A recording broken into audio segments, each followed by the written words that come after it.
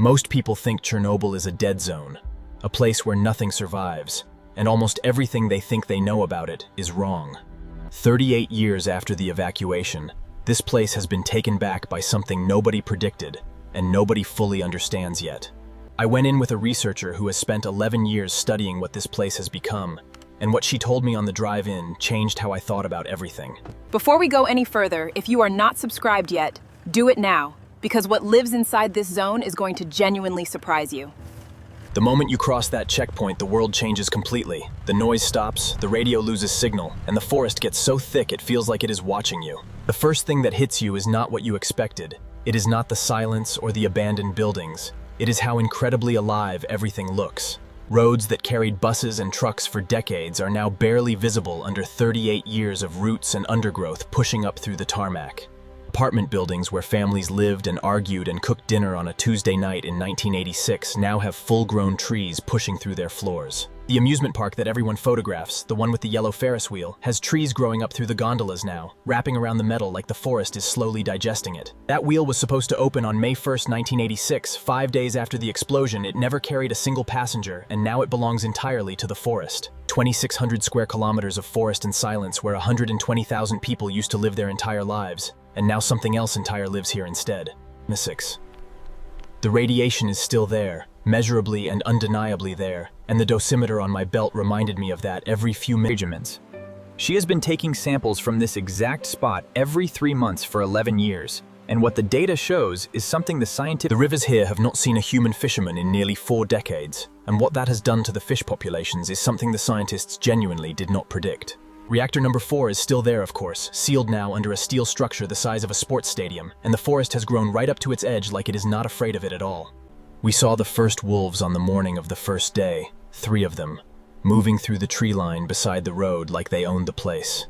They did not run, they did not hide, they simply moved through their territory at their own pace, because nothing in this forest has taught them to be afraid of anything. Excellence.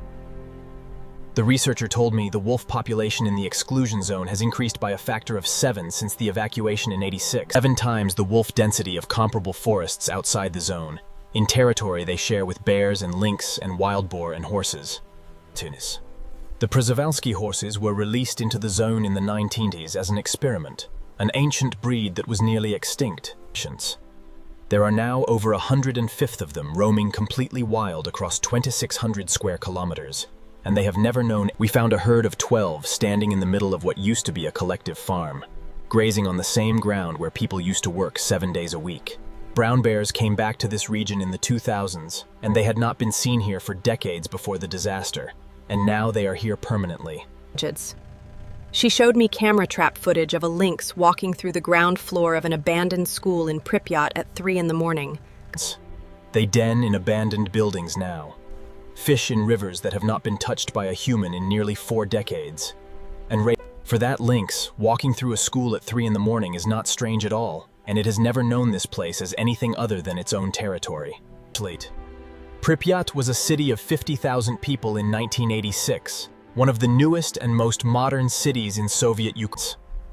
38 years of weather and roots and animals have moved through these rooms since then, and what remains is something besides.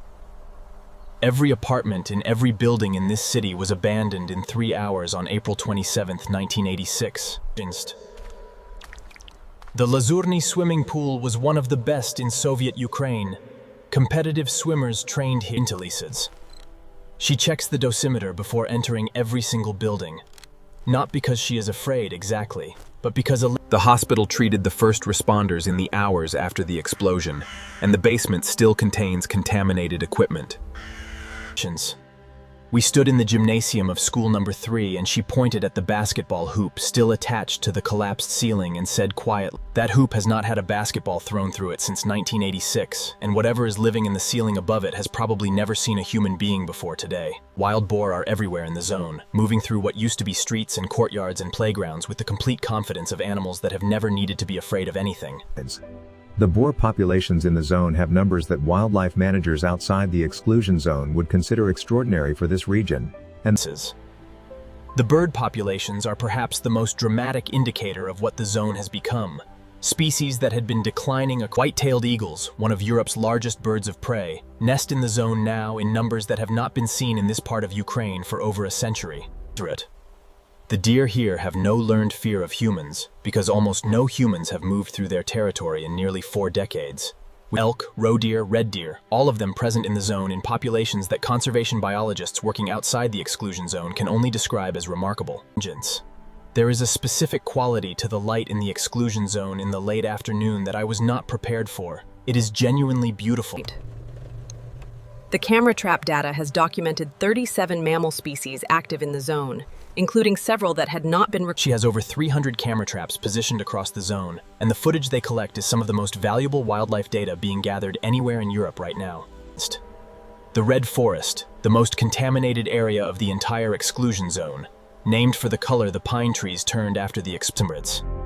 The trees in the most contaminated areas show genetic mutations that researchers have been cataloging for decades. And what unit fix? The cooling ponds that were built to serve the reactor now serve something entirely different: enormous catfish. The catfish in the cooling ponds have reached sizes that the researchers describe carefully and the internet describes much less carefully, and the truth is somewhere between the two. Beavers returned to the exclusion zone rivers in the 1990s, and their dam building has changed the hydrology of entire sections of this. Every species that has returned to this zone has changed it in some way, and those changes have made it possible for other species. Standing in the middle of the exclusion zone at dusk, with a pack of Eurasian gray wolves somewhere in the forest behind you, and while standing in the middle of what was once the main street of a city of 50,000 people and hearing absolutely nothing human is an experience that takes a long time to process. The wolves use the old streets as corridors now, moving between territories the same way people once moved between neighbors. There is something genuinely strange about watching an apex predator walk down a street that still has road markings painted on it, still has rusted traffic signs at the intersections. The cultural palace hosted concerts and dances and political meetings, and now a family of foxes has The foxes have been using this building for at least 6 years according to the camera trap data, and the cubs born here have never Every animal born inside the exclusion zone since 1986 has known only this: the abandoned buildings, the innocent.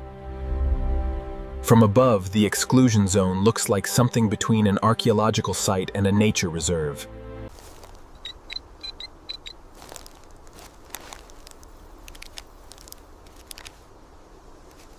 "11 years of field journals, each one filled with data that supports a conclusion she is still not entirely comfortable stating publicly because the implications of it are genuinely uncomfortable. Watching a herd of Przewalski horses run across a field that 38 years ago had collective farm machinery working it is one of those images. These horses carry a genetic line that goes back tens of thousands of years.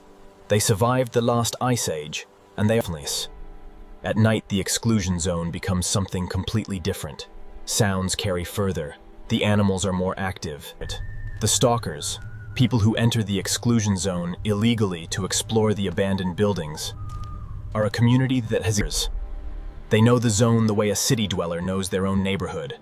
Which buildings are structurally sound, which roads flood in spring. One of them told me that he has been coming here for 14 years, and that the zone has changed more in that time than any city he has visited. He showed me markings on a stairwell wall that he said a family of martens has been using as a scent marking point for at least 8 years. Stone martens, highly adaptable predators that thrive in human structures, have colonized abandoned buildings across the In autumn, the exclusion zone is genuinely one of the most visually remarkable landscapes I have ever seen. The colors come in. She measures every track she finds, photographs them from a standardized angle and height, and adds them to a data set that... The zone has its own rhythms now that have nothing to do with anything humans planned or intended, and the rain falls on it the same way it falls on any other forest. There are memorials throughout the exclusion zone to the people who lived here, and to the workers who responded to the disease.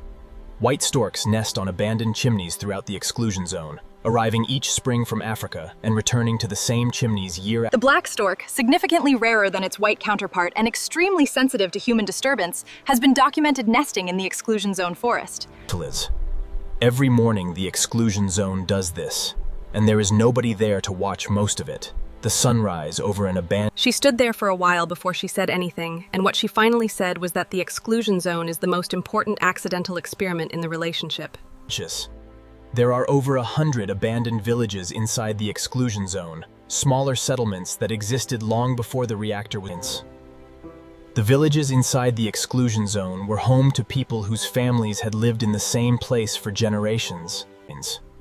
Raccoon dogs, an Asian species introduced to Europe in the Soviet era, have colonized the abandoned villages of the exclusion zones. The abandoned village structures have become an accidental network of wildlife habitat that no conservation planner would have had the imagination. Winter in the exclusion zone strips everything back to its essential shapes, and what you see from above is pestilence.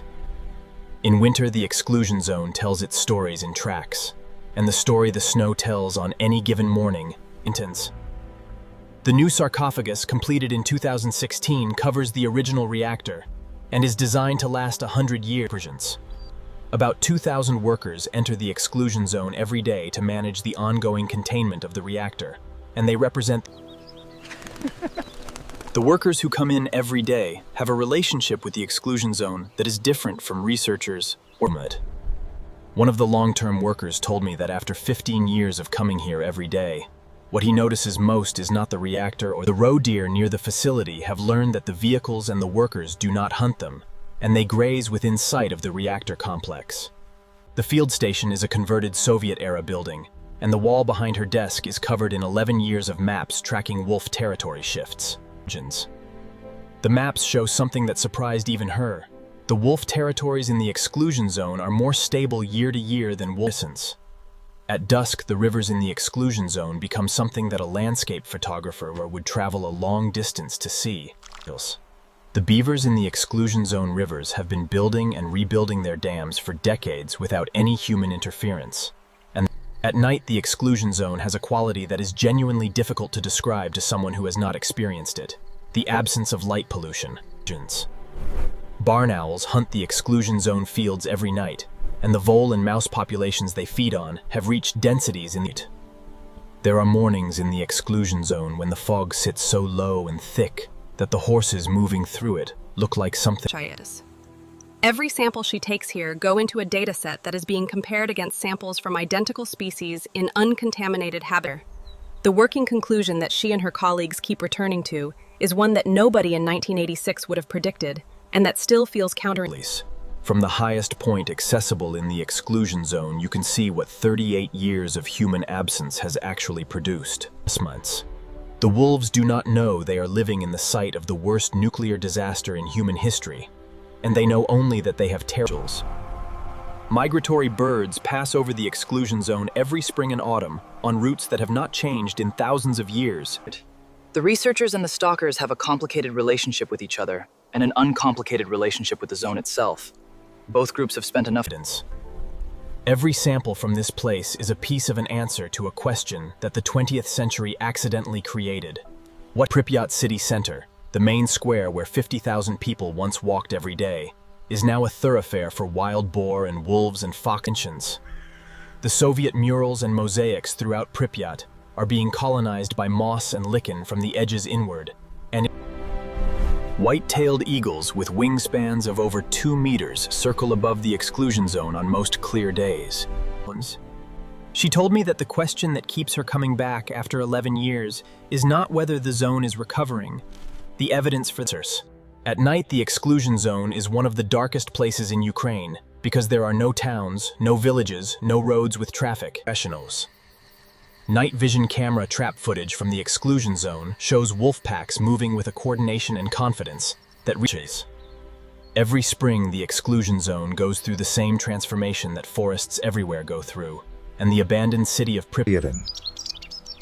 The birds in Pripyat use the abandoned buildings the way birds in any city use buildings, as elevated singing posts. The cooling ponds built to serve the reactor now support one of the most undisturbed freshwater ecosystems in Eastern Europe. She said that the cooling ponds are her favorite place in the entire exclusion zone because they represent the clearest example of what happens. Standing at the checkpoint at the end of the day and looking back into the zone, the thing that strikes you most is how completely invisible the difference is from this different. She drives out through that checkpoint 3 or 4 times a month and has done for 11 years, and she told me that it never entirely hits. The zone disappears around the first bend in the road and you are back in the normal world immediately. Traffic and noise and light pollutants.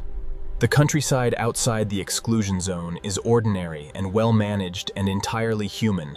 Fields that are plowed. She looked out at the managed fields and said that the hardest part of her work is not the radiation or the logistics or difficult The memorial near the checkpoint lists the names of every settlement evacuated after the disaster. Over 100 villages and towns. The wildlife recovery and the human displacement are both true at the same time, and they do not cancel each other out. Some of the people evacuated in 1986 have been back, and what they describe when they see what has happened to their city. The exclusion zone holds two completely true things simultaneously.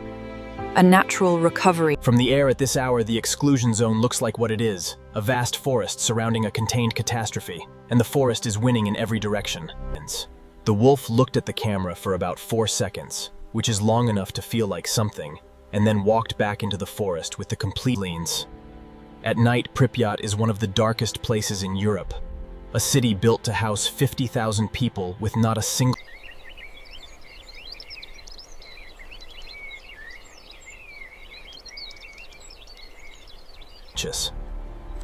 She will keep coming back until she has answers she is confident in. And she told me that at the current rate of data accumulation, the exclusion zone is 38 years into an experiment that nobody designed and nobody is in charge of.